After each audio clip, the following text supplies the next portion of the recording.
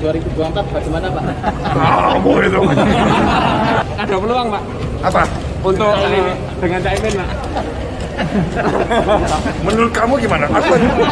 Aku ada peluang nggak? Belum selalu ada Buat Caimin, aku aja belum tentu. Penyampaian Saudara Arteria Dahlan ini dilindungi oleh hak imunitas anggota dewan sebagaimana diatur dalam undang-undang tidak dapat dipidana. Saya ulangi, tidak dapat dipidanakan anggota DPR tidak dapat dituntut di depan pengadilan karena pernyataan atau pendapat yang dikemukakan baik secara lisan ataupun tertulis di dalam rapat DPR ataupun di luar rapat DPR. Apa yang disampaikan Saudara Arteria Dahlan dalam hal ini adalah dilakukan di dalam rapat kerja resmi. Nah ini juga di mana kita mengukur sebagai kualitas Ahok gitu kan. Ahok itu secara hukum pernah dipidana. Diakui atau tidak walaupun memang pidananya penistaan agama. Nah, kita lihat aja nanti siapa yang dipilih. Kalau memang nanti misalnya Pak Ahok berarti prediksi kita benar. Ya saya sih yes ya. Tegas, nggak neko-neko dan pastinya nggak rasis. Ketika orang menyebutkan nama Ahok, kenapa kita rasa gatal badan, gemas-gemas, demam? Menyebutkan nama Ahok, salah satu di antara 4 orang yang disebutkan oleh Bapak Presiden, bahwa Presiden memiliki kewenangan tertinggi. Dia memiliki hak prerogatif. Di mana salahnya ini? Masalah ini di mana salahnya kalau Ahok itu loh. Ahok dengan segala yang dimilikinya. Semua satu republik tahu. Akan segera diputuskan insya Allah dalam minggu ini. Yang namanya kandidat Pak Ahok. Kalian berhenti untuk mengganggu Pak Anies. Kalian berhenti untuk mengganggu Pak Anies. Berhenti untuk ngerecokin Pak Anies. Pak Anies tuh hebat. Kalian harus tahu bahwa banyak pencapaian Pak Anies di Jakarta. Contohnya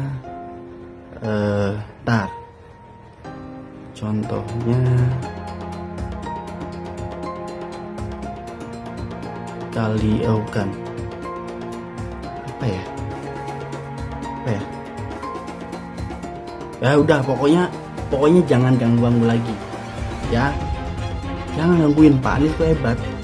Kalau kita tahu sudah dikatakan bahwa Jakarta itu kenaikan air lautnya, penurunan tanah itu terus-menerus terjadi, lalu kita berharap dengan situasi yang sama ini lalu akan terjadi perubahan. Ya nggak bisa, justru itu kita harus pindah. Ban Jakarta yang berat itu kita pindahkan, bukan berarti Jakarta kemudian kita tinggalkan.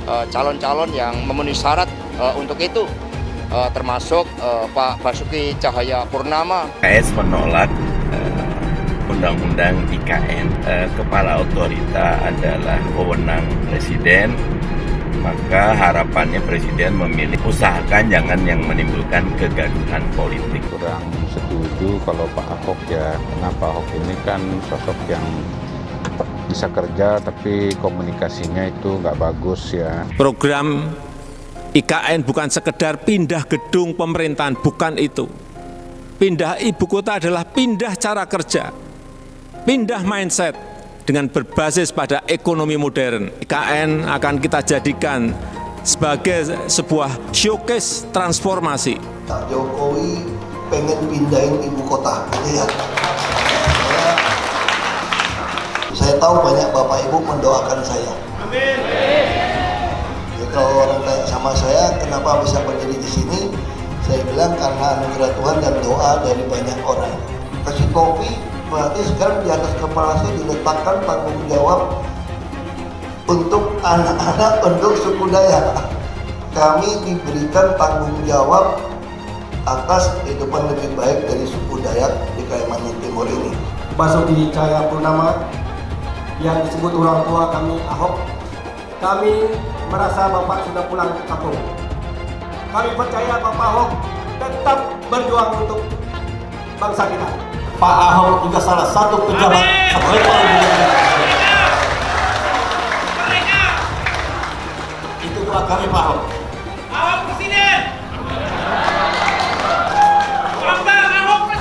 Ibu kota itu akan diisi oleh siapa? Gitu ya. Siapa yang mau beli? Apakah Gondoruo atau Kuntilanak, tempat jingguan anak itu maksudnya adalah kira-kira begitu.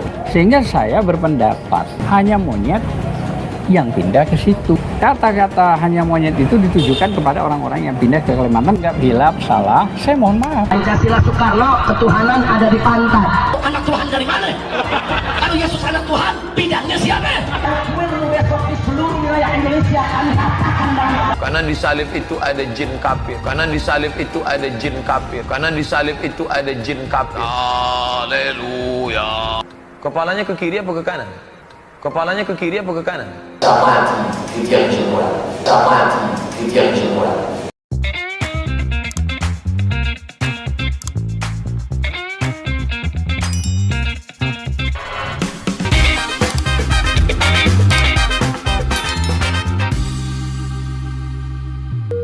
Video ini hanya untuk mereka yang punya logika. Bagi yang tidak punya logika, skip aja. Pak Ahok juga setengah-setengah di DPR, setengah nggak tuntas ya kan, lalu jadi wakil gubernur. Wakil gubernur lalu setengah juga lalu jadi gubernur. Gubernur juga setengah juga kan selesai gitu kan. Nah ini juga di mana kita mengukur sebagai kualitas Ahok gitu kan. Ahok itu secara hukum pernah dipidana. Diakui atau tidak walaupun memang pidananya penistaan agama. Itu menjadi catatan penting bagi bangsa ini. Sebagai seorang pemimpin kepala daerah, ini menjadi catatan penting. Yang ketiga, saya melihat begini. Kita tidak pernah nyinyir dengan Pak Ahok, dengan siapapun. Ketika dia mampu. Tapi kalau kita melihat track recordnya gitu kan. Lihat pertimbangan secara profesional, kemampuan. Itu masih banyak yang lain begitu. Ya saya ada catatan kritis yang saya miliki. Ada terindikasi di situ terkait dengan catatan-catatan latar belakang Pak Ahok. Saya tidak sebutkan begitu. Menurut versi pemerintah kompeten, tapi bagi saya masih banyak yang lain. Memang ukurannya tadi track record, kinerjanya ketika menjadi kepala daerah, atau profesionalitasnya, ya kan, atau kan memang kedekatannya. Nah kalau diukur, mohon maaf ya, dari misalkan kinerja, Azhar Anas mohon maaf jauh lebih baik kalau menurut saya. Di head to head aja. Nah yang kedua, kalau memang diukur dari kedekatan, siapa yang tidak dekat Ahok dengan Pak Jokowi, bahkan mohon maaf ya, Pak Wakil Presiden pun kalah dekatnya dengan Pak Ahok dengan Pak Jokowi. Jokowi sedang melempar wacana dulu gitu. Dan memang tidak salah. Karena apa, saya melihat ingin cek ombak ini. Faktanya begini, ingin melihat respon publik bagaimana terhadap 4 kandidat itu, bukan hanya Pak Ahok. Kalaupun memang, ya ngapain tinggal pilih saja loh. Ngapain harus ribut-ribut gitu. Kalau memang Pak Presiden punya hak prerogatif, punya kewenangan sebagai kepala negara dan kepala pemerintahan, ya pilih saja langsung. Pak Jokowi ingin masih melihat respon publik, penting. Jadi bagaimanapun gini, pemerintah itu butuh dukungan publik, butuh dukungan rakyat. Dari situ saya melihatnya begitu. Saya melihat begini, kalau kita ingin menilai dari 4, tentu kita harus menilai mana yang nilai positifnya lebih tinggi, lebih banyak. Yang kedua, dari mana prestasinya lebih bagus. Kan kalau diukur head to head dari 4 kandidat, masih banyak yang lebih baik. Ya kan, oleh karena itu saya tidak menolak siapa-siapa, itu hak presiden kok. Ya kan? Cuma kita sebagai warga negara yang baik punya masukan dong, punya pertimbangan bahwa ibu kota baru itu harus dipimpin memang orang-orang yang kredibel, yang tidak banyak masalah, sehingga apa? Sehingga melajunya begitu cepat. Kan ini keinginan kita. Kita pun kalau presiden menunjuk Pak Ahok, ya silahkan saja, monggo, ya kan? 4 orang ini diajukan ke publik. Sekarang kan begini, publik di warung kopi sedang membahasnya, lalu kan di TV-TV, ya kan? Lalu juga akademisi juga sedang mengkaji. Ini saja, diukur saja. Siapa yang manfaatnya lebih banyak dan siapa yang madorotnya lebih sedikit, itu menjadi penting. Selain tadi profesionalitas, kapabilitas, kemampuan, kinerja dan lain sebagainya. Jadi itu menjadi penting. Kalau salah memilih, justru yang tidak enak kan pemerintah nantinya. Kalau ada apa-apa juga pemerintah. Jadi memang hak prerogatif presiden, silahkan. Ya, tadi catatan saya pilih yang terbaik. Kepala otorita itu memang kewenangan presiden. Kita harus objektif menilai siapapun, termasuk Ahok. Ya kan, dari 4 itu saya melihat tadi, kalau kita kembali kepada figur, ya cari figur yang tadi. Nah, kita lihat aja nanti siapa yang dipilih. Kalau memang nanti misalkan Pak Ahok, berarti prediksi kita benar. Tapi kalau mungkin bukan Ahok gitu kan, artinya ada pergeseran pemikiran dari presiden. Pilih yang terbaik daripada yang terbaik. Karena begini, kalau yang dipilih mohon maaf salah pilih presiden gitu kan, lalu penolakan publik juga tinggi gitu kan. Lalu presiden juga membiarkan, ini juga menjadi bahaya juga bagi pemerintah. Kepercayaan publik terhadap pemerintah nanti akan rendah. Kalau menyebutkan nama Ahok dan calon CEO bagi ibu kota negara baru. Adakah yang ganjil di situ? Adakah yang bermasalah di situ? Ketika orang menyebutkan nama Ahok, kenapa kita rasa gatal badan, gemas-gemas, demam?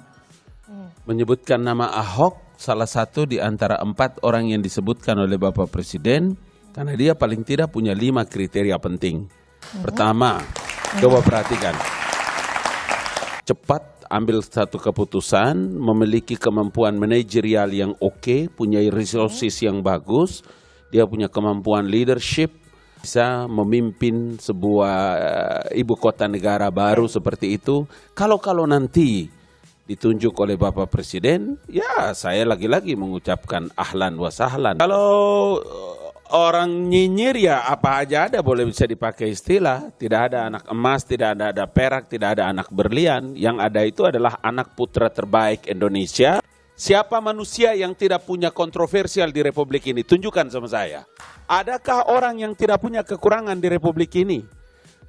Tuhan saja yang masih sayang sama kita menyembunyikan kita punya kejahatan-kejahatan yang belum terungkap. Undang-Undang Dasar 1945 menjelaskan bahwa Presiden memiliki kekuasaan tertinggi atas pemerintahan. Di antaranya menentukan di mana tempat ibu kota negara sampai dengan menentukan CEO. Siapa yang beliau mau. Ada 4 orang. Artinya apa? Yang sekarang kita bahas sekarang adalah Ahok. Mungkin besok bukan Ahok, mungkin juga saya yang dipilih. Bahwa Presiden memiliki kewenangan tertinggi. Dia memiliki hak prerogatif. Di mana salahnya ini? Masalah ini di mana salahnya kalau Ahok itu loh. Dari setelah beliau menentukan titik di mana pembangunan ibu kota negara itu, kemudian dengan menetapkan 4 orang calon kandidat CEO, itu artinya bahwa tidak ada lagi tes underwater segala macam.